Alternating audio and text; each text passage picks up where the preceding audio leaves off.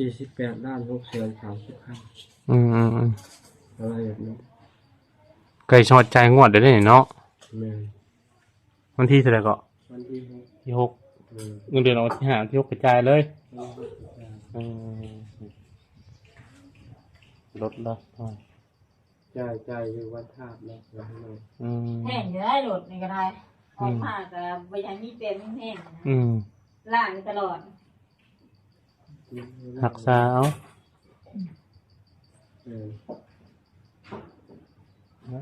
เรียบร้อยสหาบ่แม่นบ่110บ่110เนาะจากคำเป็นจากของเว็บไซต์110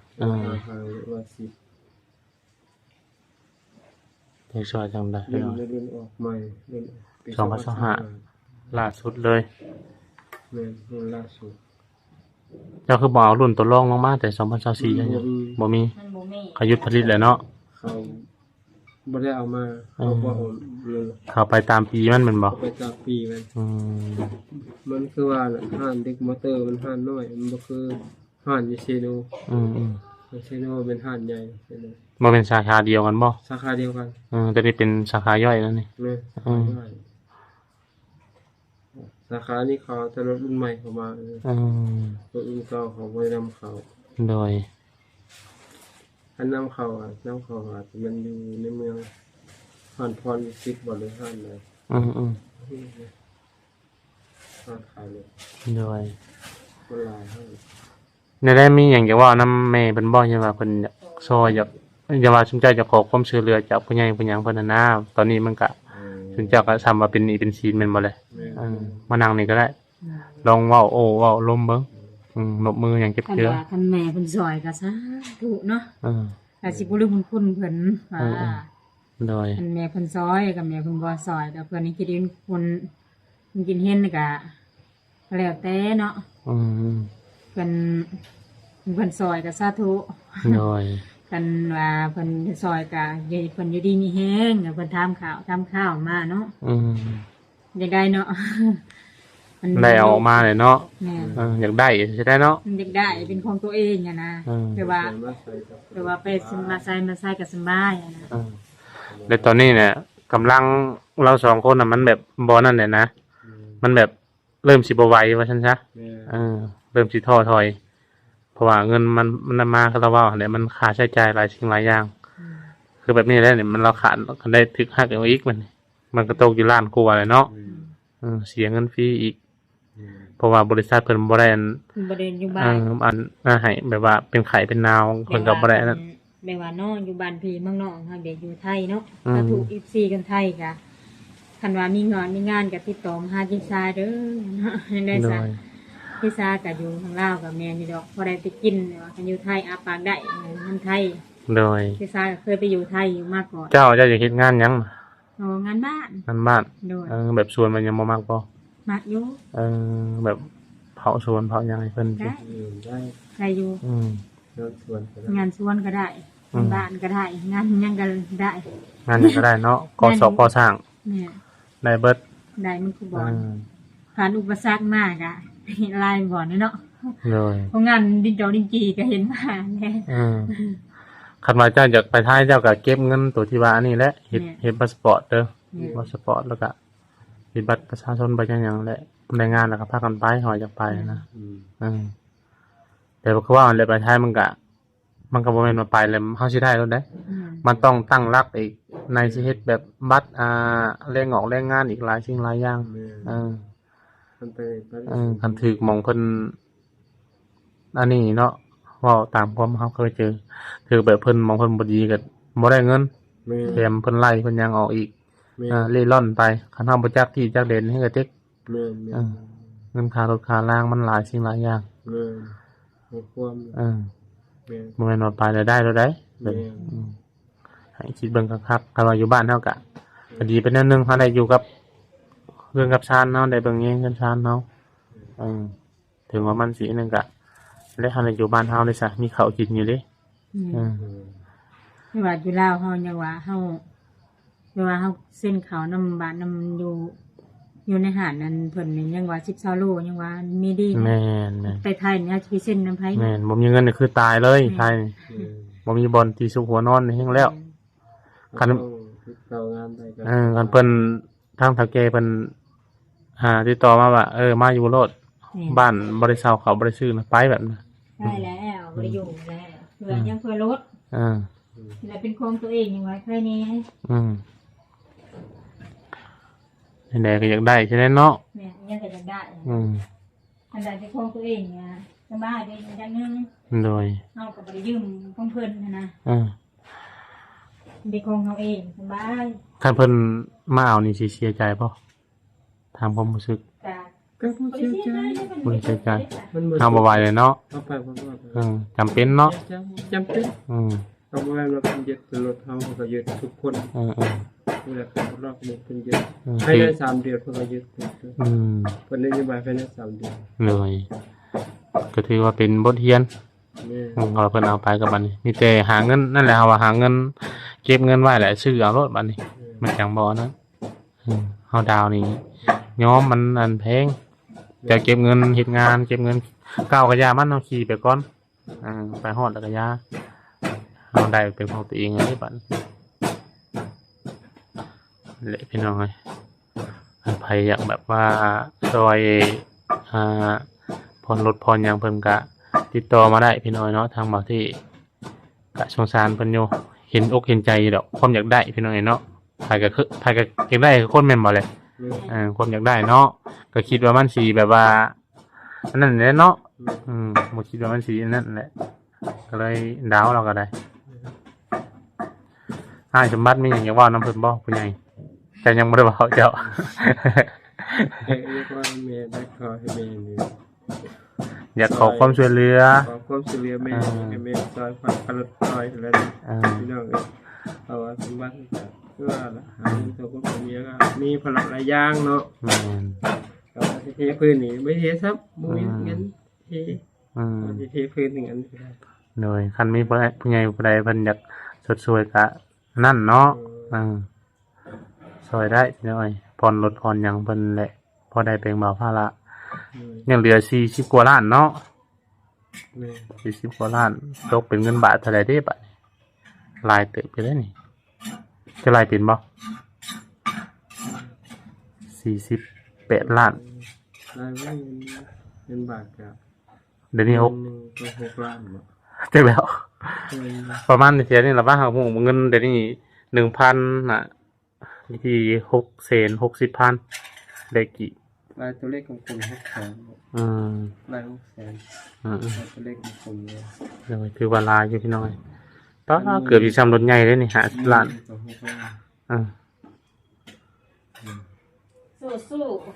สู้ๆบ่ต้องคิดหลายคิดหลายแฮงเฮาสิท้อถอยได้เห็นคิดหลายมีเฮาสู้ เรื่อง ต่อไป ท่อเรียกทางถอยเรียกทาง จากมือมันต้องเป็นของเฮาแหละอันเฮาขยันนะความขยันนะบ่เคยทรยศไผดอกคิดเฮาสู้ เนื่องจากสมบัตินี่อยากเป็นอยากนี่สมบัติจะเป็นเยอะงานสวน นั่นส่วน นะ พวกส่วนแบบใดมักทะเลาะทะเลียนบ่เลยอันใด สวนส้มก็ได้ ส่วนส้ม เนี่ยสวนเปี้ยงสวนมันก็ได้ เอาคือว่าแล้วอยู่สวนมันก็ได้ลินจมลินยาได้ฉีดยาฉีดหยังลาย ยาเขาบอกเป็น เอาเป็นหยัง เพราะว่าเขามันก็มีแนวปิดปาก เฮาบ่อยากมันได้กันสวนพวกสวนหมักเกี้ยงหมักทุเรียนหมักซื้อหมักไม้นะเพิ่นได้ฉีดยาลินยาโอ้ยกลัวแล้วคันไปเผาสวนเผาหยังให้เขานั่นแต่ว่านั่นอยู่บ่จัก ไปเข้าสวนนะ ไปอยู่เข้าสวนนะครับเจ้าทั้งอยู่ทั้งเก็บมันไปแม่เป็นเก็บไปเก็บ สงสารอยู่พี่น้อง ที่สมบัติก็เคยไปไทยจริงๆนะไปเจอที่ทำไงไปอยู่ไทย เจ้าเว้ากันกับหลานเด้อหลานจะนี่ในอยู่ในกินเพิ่นมาอยู่นี่ซึ่งเจ้าก็เว้ากัน ก็ปรึกษา ก็จะ โอ้ เขาจะรอถามเงินเขาบัญชีก่อนเงินเขาเงินเขา อืมอืม เขาเจ้าแบบเรียกประมาณเป็นวันที่ไหนวันที่สังเกตจะแปลก อืม เรียกเนี่ย การอยู่การกินนี่แหละมันจุดหนักนะ แม่ นี่แหละเฮาจังบอกแกว่า อยู่สองคนน่ะดีแล้วบ่ต้องเอาเพราะนั้นทีนี้มาเป็นภาระเฮาอืม ยาวอันนี้จะเป็นบทเรียน เจ้าก็รู้สึกแล้วว่าตอนนี้จะคิดผิดแม่นบ่อืม ก็สิยา แม่นอยู่ว่าโลกวาลาตัว แม่ก็สิยา เลยมีแต่สู้ต่อไปแหละบ่ต้องคิดมากมายนับ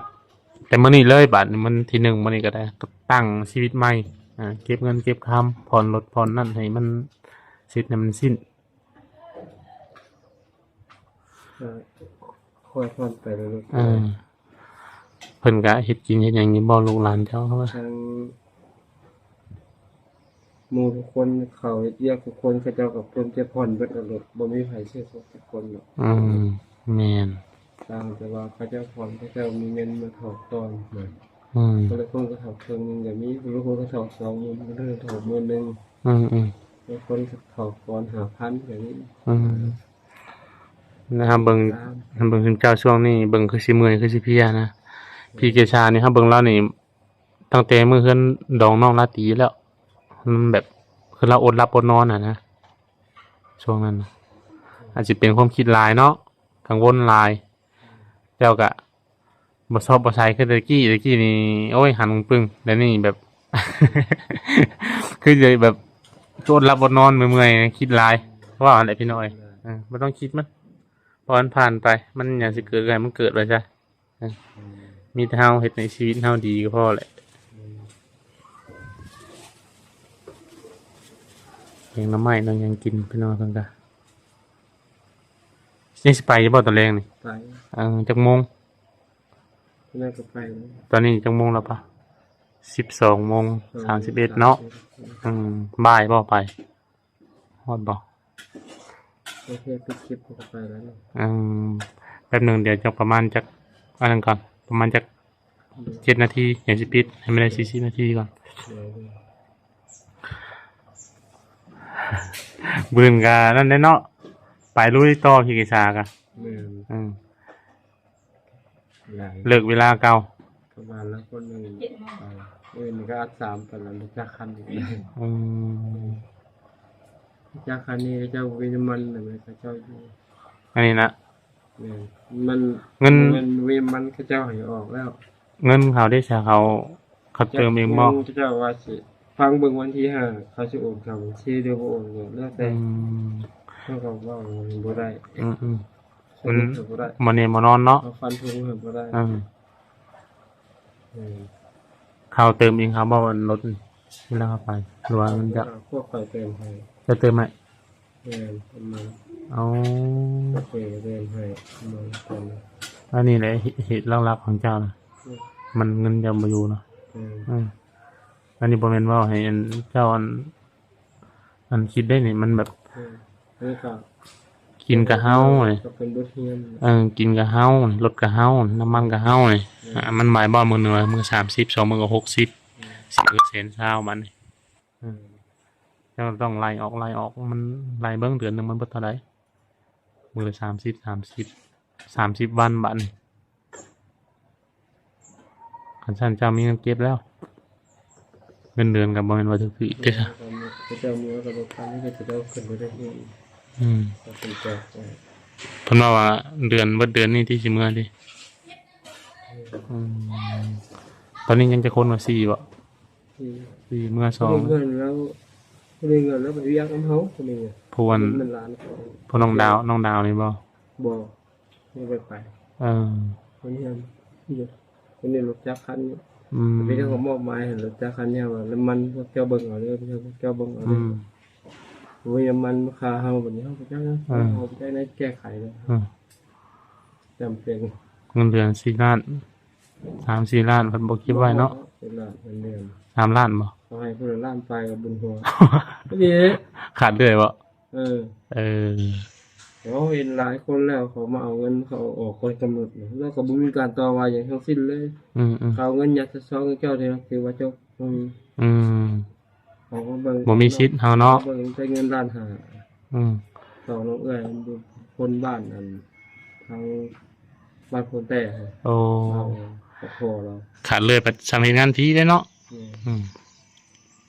ตายล้านห้า ถือว่า ก็ตายแล้ว กฎของบริษัทเพิ่นนี่ก็ถือว่าห่วยถือว่านั่นแฮงอยู่ได้นี่ถือว่าหักหน่วงอยู่หักบ่เฮ็ดโอนี่ห่วย คิดว่า หัก3 เสียง บริษัทนี่มันบีบหัดคนดาวขนาดเลย เออ อันนี้ บีบหัดตัวใดบีบหัดตัวที่ว่ามันต้องบังคับให้โอน แม่นตัวนี้แหละเพิ่นกดเฮาดิ แม่ เออ เพราะ มันตัดหลายเกินไปแม่นบ่เลย เพราะว่าขั้นที่ว่าเรามันบ่แม่นลาวคุมลาว อืม พม่ามาคุมคนลาว อันนี้อะไร แม่ เออ พม่าพม่ามันเป็นนาย อืม อันนี้บริษัทพม่าบ่นี่ บริษัท ตัวคนไทย คนจีน คนจีน แม่นบริษัทของจีน แต่พม่า แต่ว่าจีนน่ะจ้างพม่าเขามาคุมงาน อืม มันตัดเกินระบบเนาะ แม่น บัดนั้นจักชั่วโมงโอนะเพิ่นคือว่าตัดหลายแท้ โอ้หันราคาสกี้เนาะมันก็ยังมาเลิกการปึ๊บมันขายโอเลย ประมาณ8 โมงเลิกแม่นบ่ ประมาณ8 โมงเลยประมาณ8 โมงเลย มันก็บ่ได้ถึง ตอนนี้มันก็ไล่6 7 8นี่สองคันนึงมันได้โอ้8 ชั่วโมงหั่นชั่วโมงนึงมันไล่ให้เฮาเหมือนไล่เฮาคือตกอยู่ชั่วโมงนึง27,500บ่ อืม โอ้สันตัว บัดให้บัดชั่วโมงหนึง27,500บัดฮักผัด3 เซนลด มาฮักกับร้าน มันโหดตัวนี้แหละพี่น้อย เนี่ย เขามีระบบเลขเปลี่ยนเอาดิ เนี่ย ถือว่าเขาการตลาดเขามันดี เพราะว่าภายใน2 ชั่วโมงมันจะฮักเขาเป็นเงินเดือนเลย โดย คันเขาขาดโอ้ก็ถือว่าเขาตัดเงินเลย โดยเอาสบันนี่และพี่น้อยเวะเขามาตามที่เมย์เป็นบอกให้เขามาแหละเนาะจังไดก็คันมีอันข่าวดีข่าวหยังเขามีผู้อยากสดช่วยก็สิเข้ามาแจ้งเด้อ เดิน พังไปก่อน เดิน เจ้าก็สู้ๆไปแหละทั้งสองนั่นแหละ เดิน เขาก็สิบ่รบกวนแล้วสนใจกินข้าวอีกอย่างแล้วก็ไปการบัดนี้ เดินเดิน ใช้ตู้เย็นด้วยจะมันละลายอันนี้ เดิน โดยสบายดี FC เพิ่นเด้ครับก่อนโดยเนาะพี่น้องกะนี่แหละเขามาหาทั้งอ้ายสมบัติกับเอ้ยเกษาเพิ่นพี่น้องเนาะว่าแม่เพิ่นให้เขามาถามเรื่องรถเรื่องหยังอะไรว่าไปฮอดสายแล้วเนาะกะนี่แหละพี่น้องเพิ่นก็ได้หากะจ่ายงวดหนึ่งว่าซั่นยันไปต่อคือสิบ่ไหวเพิ่นว่าซั่นเนาะพี่น้องเนาะจังไดกะเราลุ้นเราชมพี่น้องเนาะโดยเพราะว่าตอนนี้เรากะมันภาระหลายนะครับท่านผู้ชมคือบางที่ว่าแหละตั้งแต่เราเอาหลานมาทุกสิ่งทุกอย่างแบบมีแต่ให้ตั้งนั้นเรียนครับเรียนแล้วเรียนอีสาครับมันสมบัติเป็นผู้จ่ายนะพี่น้องบัตรลูกหลานบัตรเงินเดือนบัตรบริหารบัตรนี้บัตรพี่เกษาครับมันสมบัติเป็นผู้กล้าเข้าว่าหักค่าอยู่ค่ากินค่ารถค่ายังไม่กระทั่งค่าน้ำมันนะทั้งนายสมบัติก็ยังได้รับค่าผิดชอบพี่น้อยค่าน้ำมันลดไปการแต่ละมือเนาะมือละ30,000 กีบ2 มือกะ100 บาทพี่น้อยกะลองตีบางเนาะว่าเดือนหนึ่งมันตกเท่าไหร่ตกจาก100มือละ6มือละ30,000 2 มือต่อ6ต่อ100 บาทกะลองคูณเบิ่งอะไรพี่น้อยเนาะก็ถือว่าหลายพอสมควรในสิค่าอยู่ค่ากินค่านั่นค่านี่อีกแล้วพี่เกษาบัดแต่ละเดือนบัดบางทีเขาให้คนละ100,000กัน100,000นี่มันก็อยู่ที่200บ่ฮอด200นะพี่น้อง100 กว่าบาทท่านผู้ชมเลยมันก็บ่พอกุมอยู่กุมกินแล้วก็จกเงินเราเองบัดนี้พี่น้องมันลดบ่มีเอาเงินสิเก็บทางสมบัติกับพี่เกษาเนาะก็เลยเหงาหงอยว่าซั่นบ่จักแนวสิเฮ็ดคิดจังไดก็บ่ออกว่าสิแก้ไขแนวใดก็มีแต่ว่าทางหลานเราสิกลับมื้อวันที่5 ที่ 6แหละพี่น้อยหลังจากได้เงินเดือนเนาะเพราะว่ามันบ่ไหวเด้ จังไดก็ฝากเป็นกำลังใจให้เด้อพี่น้องเนาะให้ทางบ่ทีคลิปต่อไปจังไดก็เป็นกำลังใจให้ทางพี่กิษาไอสมบัติเพิ่นนำท่านผู้ชมสู้ๆพี่น้องเรื่องรถเรื่องพยังเบิ่งนี่ก็ยังบ่ฮู้ว่าสิได้ไปต่อหรือว่าสิได้คืนทางบริษัทพี่น้องจังไดก็รอลุ้นรอชมนํกันเนาะท่านผู้ชมเนาะโอเคนะท่านผู้ชมสำหรับคลิปนี้บ่าวที่ก็สิขอจบคลิปก่อนเอาไว้พอๆคลิปหน้าสำหรับคลิปนี้บ่าวที่ขอกล่าวคำว่าสบายดี